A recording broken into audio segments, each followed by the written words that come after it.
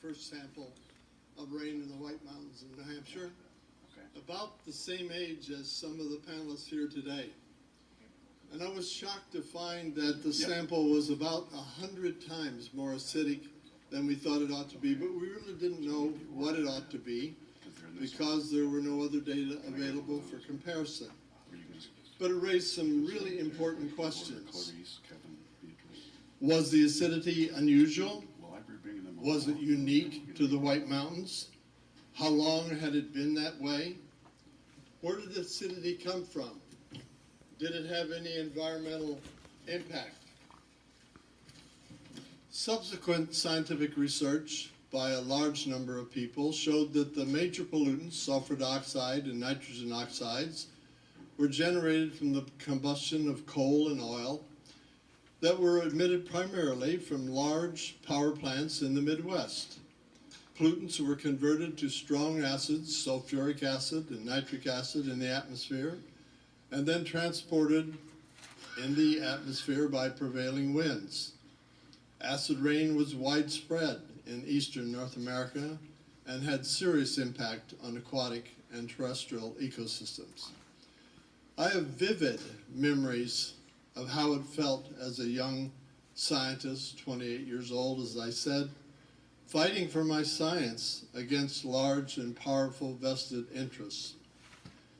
It took 27 years from this remarkable discovery of acid rain in 1963 before political action was taken in our country, the 1990 Clean Air Act amendments, to deal with this major environmental problem.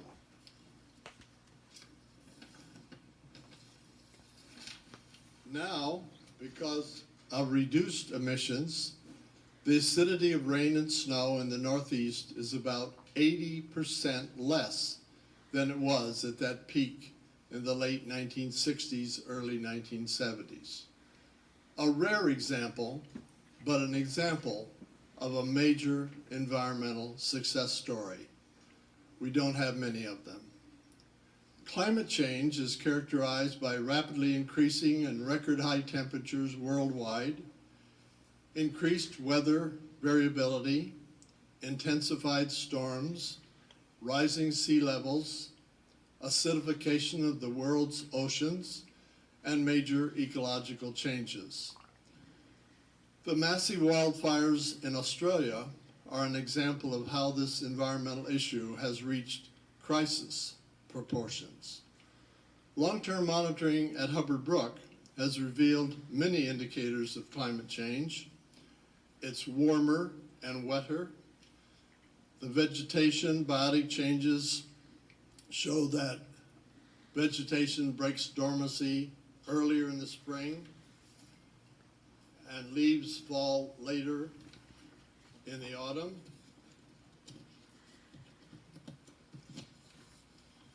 We found that salamanders are decreasing in streams because of more variable stream flow, and on and on.